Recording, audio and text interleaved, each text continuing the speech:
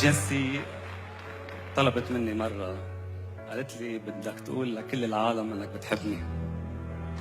صرت فكر بوقتها، انا قلت كيف بدي اجمع 100 مليون انسان تحت سقف واحد وقول لهم لجيسي اني بحبها. فانا اليوم على ستارز اون بورد بقول لك يا جيسي اني بحبك، واسالك اذا تقبلي فيي.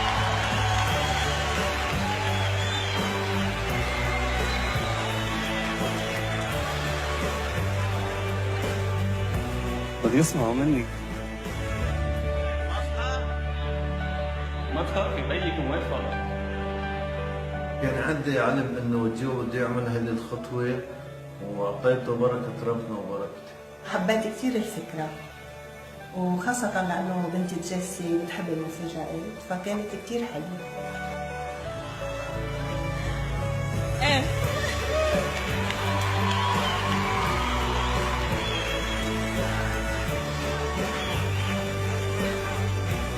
ما فيني بوسها، بيع محضرنا.